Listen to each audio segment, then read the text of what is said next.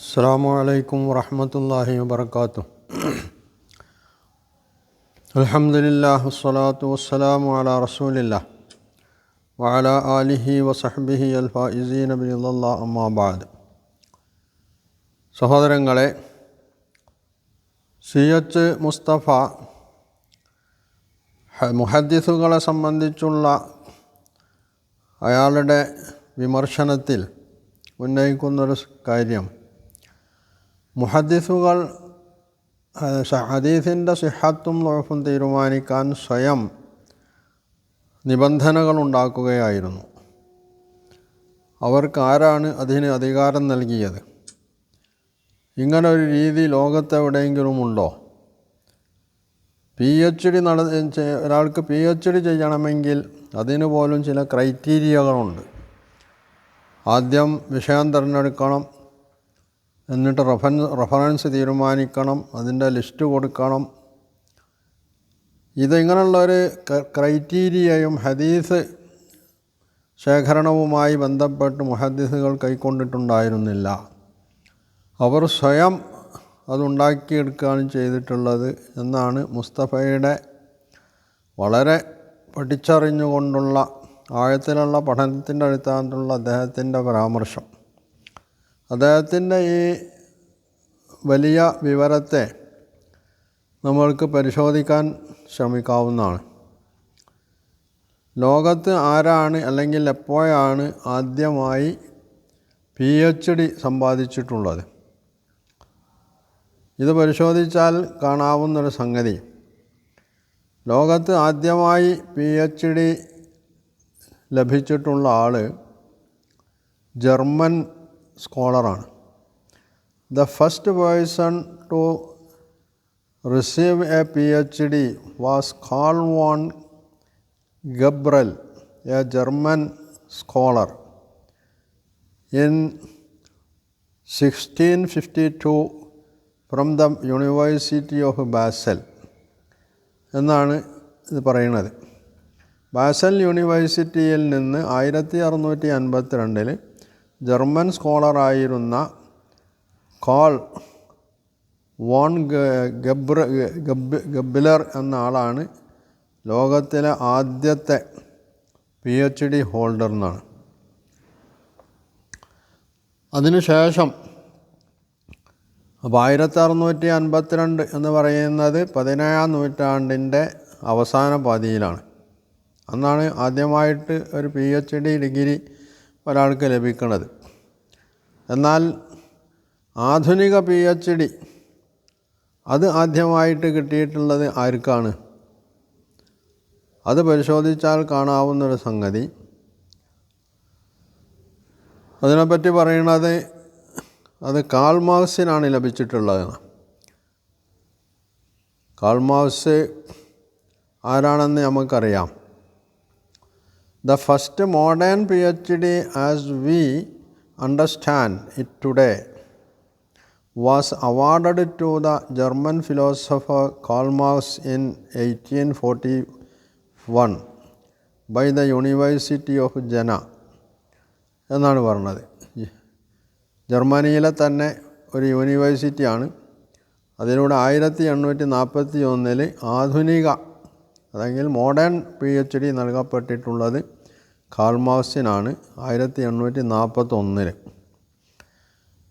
പിന്നെ ഈ PhD ലോകവ്യാപകമായിട്ട് പ്രചരിക്കുകയാണ് ചെയ്തത്. PhD degree became more formalized in the 19th century, especially in Germany, before spreading to other parts of the world.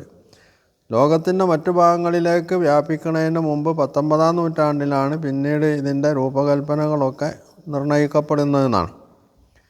അതിന് PhDക്ക് criteria ഉണ്ടാക്കിയത് ആരാണ്? The modern PhD system as it is recognised today was largely developed in Germany during the 19th century. 19-ാം നൂറ്റാണ്ടിൽ ജർമ്മനിയിലാണ് അത് കൂടുതൽ organise ചെയ്യപ്പെട്ടിട്ടുള്ളത്. The criteria and structure for the PhD were primarily established by William von Humboldt, a Persian philosopher, Prussian philosopher and linguist who played a significant role in reforming the German university system എന്നാണ് പറഞ്ഞത്. William von ഹംബൾട്ട് എന്ന് പറയുന്ന ഒരു ഫിലോസഫറാണ് അദ്ദേഹം. ഭാഷാ പണ്ഡിതനാണ്. അതിന് പുറമെ താഴെ പറയുന്നുണ്ട് അദ്ദേഹം വിദ്യാഭ്യാസ കാര്യങ്ങളിലൊക്കെ വലിയ വിൽപ്പത്തിയുള്ള ആളായിരുന്നു. അദ്ദേഹമാണ് ഇതിന് വേണ്ടിയിട്ടുള്ള ക്രൈറ്റീരിയ ഉണ്ടാക്കിയിട്ടുള്ളത്. എന്നാൽ ഈ വില്യം വോൺ അദ്ദേഹം PhD എടുത്തിരുന്നുവോ എന്ന് ചോദിച്ചാൽ അദ്ദേഹത്തിന് PhD ഉണ്ടായിരുന്നില്ല എന്നുള്ളതാണ്. അപ്പോൾ PhD ഇല്ലാത്ത ഒരാളാണ് PhDക്ക് വേണ്ടിയിട്ടുള്ള ക്രൈറ്റീരിയ നിശ്ചയിക്കുന്നത്. അപ്പോൾ നമ്മളെ മുസ്തഫൻ്റെ ഭാഷ്യം അനുസരിച്ച് ഹദീസ് പണ്ഡിതന്മാർ അവർക്ക് തന്നെ അതിന് വേണ്ടിയിട്ടുള്ള ഹദീസിൻ്റെ സിഹത്തും ദഅഫും ഒക്കെ നിശ്ചയിക്കാനുള്ള ക്രൈറ്റീരിയ നിശ്ചയിക്കുമായിരുന്നു എന്നാണല്ലോ മുസ്തഫയുടെ വാദം, അല്ലെങ്കിൽ അദ്ദേഹത്തിൻ്റെ ആക്ഷേപം. ഇതിനാരാണ് അവർക്ക് അധികാരം കൊടുത്തതെന്നേരാ ചോദിക്കുന്നു മുസ്തഫ. അപ്പോൾ ഇവിടെ പ്രശ്നം എന്താണ്? ഒരു സംവിധാനത്തിന് അതിന് വ്യവസ്ഥകളുണ്ടാക്കാൻ ആ സംവിധാനം ഏറ്റെടുത്തിട്ടുള്ള അല്ലെങ്കിൽ അത് നിർവഹിച്ചു കൊണ്ടിരിക്കുന്ന ആളുകൾക്ക് അവകാശമുണ്ടോ ഇല്ല എന്ന് ചോദിച്ചാൽ മുസ്തഫൻ്റെ കാഴ്ചപ്പാടിൽ അവകാശമില്ല.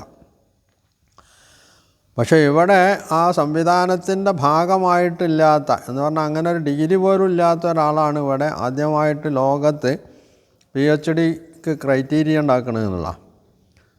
അപ്പോൾ അതിലൂടെ മനസ്സിലാക്കാൻ കഴിയുന്ന ഒരു സാമാന്യ ബുദ്ധിക്ക് മനസ്സിലാക്കാൻ കഴിയുന്ന കാര്യം എന്താണ്? ഒരു വ്യവസ്ഥ, ഒരു സംവിധാനത്തിന് ഒരു വ്യവസ്ഥ ഉണ്ടാക്കാൻ വലിയ ഡിഗ്രിയുടെ ആവശ്യമല്ല, ഡിഗ്രി അല്ല അതിനാവശ്യമുള്ളത്.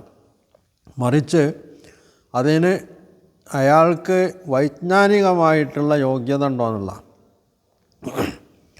ആ യോഗ്യത മുഹദ്ദിഥുകൾക്ക് ഉണ്ടായിരുന്നോ എന്ന് പരിശോധിച്ചാൽ അത് വേണ്ടവോളം ഉണ്ടായിരുന്നു എന്ന് കാണാൻ കഴിയും. എന്ന് മാത്രമല്ല, ഈ ക്രൈറ്റീരിയ യഥാർത്ഥത്തിൽ ഇവരാണോ ഉണ്ടാക്കിയത്? ഇത് നബി സല്ലല്ലാഹു അലൈഹി വസല്ലമ ഖുർആനിൽ നിന്ന് സഹാബിമാരും അവർക്ക് ശേഷം താബിഈകളുമൊക്കെ തന്നെ നിർദ്ധാരണം ചെയ്തെടുത്ത ഇജ്തിഹാദ് ചെയ്തെടുത്തിട്ടുള്ള ഒരു രീതിയാണ് ഈ മുഹദ്ദിസുകൾ സ്വീകരിച്ചിട്ടുള്ളത്. അവർ അതിന് നേരത്തെ രൂപപ്പെട്ടിട്ടില്ല, അല്ലെങ്കിൽ മുൻഗാമികൾ പറഞ്ഞിട്ടില്ലാത്ത ചില സംഗതികൾ അവരുടെ വകയായിട്ട് കൂട്ടിച്ചേർത്തിട്ടുണ്ടാവും, ചില ഉപാധികൾ. ആ ഉപാധികളാവട്ടെ ഹദീസ് ശാസ്ത്രവുമായി ബന്ധപ്പെടുമ്പോൾ തള്ളപ്പെടേണ്ട സംഗതിയല്ല. ആ ഹദീസിൻ്റെ സ്വീകാര്യതയ്ക്ക് കൂടുതൽ ഉത്തമമായിട്ട് ഗണിക്കാവുന്ന ചില നിബന്ധനകളാണ് അവർ കൊണ്ടുവന്നിട്ടുള്ളത് എന്നുള്ളതാണ്. അപ്പോൾ ഒരു സംഗതിയെ സംബന്ധിച്ച് പഠനം നടത്തുമ്പോൾ അല്ലെങ്കിൽ വിജ്ഞാനം ശേഖരിക്കുമ്പോൾ അതിന് എന്തൊക്കെ നിബന്ധനകളാണ് വേണ്ടത്, അത് വൈജ്ഞാനികമായിട്ടുള്ള മികവും തികവുമുള്ള ആളുകൾക്ക് നിർണ്ണയിക്കാവുന്നതേ ഉള്ളൂ. ഇവിടെ മുഹദ്ദിസുകളെ സംബന്ധിച്ചിടത്തോളം രണ്ടാം നൂറ്റാണ്ടിന് ശേഷം 3-ാം നൂറ്റാണ്ടിലാണ് ബുഖാരിയെ പോലുള്ള ആളുകൾ രംഗത്ത് വരുന്നത്. അവരെ സംബന്ധിച്ചിടത്തോളം അവരിതിനുണ്ടാക്കിയിട്ടുള്ള ക്രൈറ്റീരിയകളിൽ ഏതാണ് തള്ളപ്പെടേണ്ടത് എന്നാണ് പരിശോധിക്കേണ്ടത്. അല്ലാതെ അവർക്കതുണ്ടാക്കാനുള്ള യോഗ്യത ഉണ്ടോ അധികാരമുണ്ടോ എന്ന് ചോദിച്ചാൽ അവരൊക്കെ നല്ല വൈജ്ഞാനിക മികവുള്ള പണ്ഡിതന്മാരായിരുന്നു എന്നുള്ളതാണ് വസ്തുത. എത്രത്തോളം എന്ന് പറഞ്ഞാൽ ഇന്നത്തെ പല ഡോക്ടറേറ്റ് എടുത്തിട്ടുള്ള PhD എടുത്തിട്ടുള്ള ആളുകളെക്കാൾ ഉപരി പല വിഷയങ്ങളിലും അവർക്ക് ഡോക്ടറേറ്റ് ലഭിക്കാൻ അല്ലെങ്കിൽ നൽകാൻ അർഹതയുള്ള ആളുകളായിരുന്നു. ഭാഷയിലാവട്ടെ മറ്റ് വിജ്ഞാനീയങ്ങളിലാവട്ടെ, ഖുർആനിൻ്റെ വിശദീകരണം, തഫ്സീറുകൾ, ചരിത്രം, അതുപോലെ തന്നെ ഹദീസ് വിഷയം, ഫിഖ്, ഇതിലൊക്കെ നല്ല അവഗാഹമുള്ള ആളുകളായിരുന്നു ഈ പണ്ഡിതന്മാരൊക്കെയും. അപ്പോൾ അവരുടെ ഒന്നും അറിവിനെയും വൈജ്ഞാനിക നേട്ടങ്ങളെയും തീരെ വില കൽപ്പിക്കാതെയും അതിനെയൊക്കെ അവമതിച്ചുമാണ് യഥാർത്ഥത്തിൽ മുസ്തഫയെ പോലുള്ള ആളുകൾ ഇവിടെ അവരെ ചോദ്യം ചെയ്യുകയും അവരെ കൊച്ചാക്കി കാണിക്കാൻ ശ്രമിച്ചുകൊണ്ടിരിക്കുകയും ചെയ്യുന്നതാണ്. ഈ വ്യവസ്ഥകൾ യഥാർത്ഥത്തിൽ സഹാബിമാർ തൊട്ട് ഇങ്ങോട്ട് സഹാബിമാർ, താബിയുകൾ, മദ്ഹബിൻ്റെ ഇമാമുകൾ തൊട്ട് ഇവരൊക്കെ തന്നെ അംഗീകരിച്ചിട്ടുള്ളതും അവരാരൊക്കെ രൂപകൽപ്പന നൽകപ്പെട്ടിട്ടുള്ളതും കൂടിയാണ് ഈ ക്രൈറ്റീരിയ എന്ന് പറയുന്നത്. അത് വെച്ചുകൊണ്ടാണ് ഇവർ പിൽക്കാലത്ത് ഹദീസ് ശേഖരിച്ചിട്ടുള്ളത്. അവർ ഹദീസ് ശേഖരിക്കാനുണ്ടായിട്ടുള്ള കാരണം എന്താണ്? ഒരു ഘട്ടത്തിൽ ഫുഖഹാക്കൾ, നിയമവിദഗ്ധന്മാരായിട്ടുള്ള ആളുകൾ, അവർ ഹദീസിൻ്റെ, ഖുർആൻ്റെ ഹദീസിൻ്റെ അടിസ്ഥാനത്തിൽ നിയമാവിഷ്കാരം നടത്തിയപ്പോൾ അവിടെ കൂടുതൽ ഫിഖ്ഹിന്, നിയമത്തിനാണ് പ്രാധാന്യം നൽകിയിരുന്നതുകൊണ്ട് ഈ നിയമത്തിന് ആധാരമായി ഈ ഫുഖഹാക്കൾ തന്നെ സ്വീകരിച്ചിട്ടുള്ള ഒരു തെളിവ് ഹദീസാണ്, ഖുർആൻ മാത്രമല്ല. അപ്പോൾ ആ ഹദീസുകളെ വേറിട്ട് ഫിഖ്ഹിൽ നിന്ന് കുറേയൊക്കെ മാറ്റിയെടുത്ത് കൂടുതൽ ഫിഖ്ഹിന് പ്രാമുഖ്യം നൽകാതെ ഹദീസിന് പ്രാമുഖ്യം നൽകിക്കൊണ്ട് ആ ഹദീസുകൾ ശേഖരിക്കുക എന്നുള്ള രീതിയാണ് അവർ കൈക്കൊണ്ടിട്ടുള്ളത്. അതുകൊണ്ട് എന്തായി? ലോകത്ത് മുസ്ലിങ്ങൾക്ക് ഒരു ഭാഗത്ത് നിയമം, ഫിഖ്ഹിൻ്റെ രൂപത്തിൽ നിയമം കൈവൽ വന്നപ്പോൾ ഈ ഫിഖ്ഹിനെ എങ്ങനെയാണ് രൂപപ്പെടുത്തിയെടുത്തിട്ടുള്ളത് എന്ന് ഫിഖ്ഹ് ഗ്രന്ഥങ്ങളിലേക്ക് വല്ലാതെ ആഴത്തിലിറങ്ങാതെ തന്നെ മനസ്സിലാക്കാൻ പാകത്തിൽ ഹദീസുകൾ കൂടി അവർക്ക് ലഭിച്ചു എന്നുള്ളതാണ്.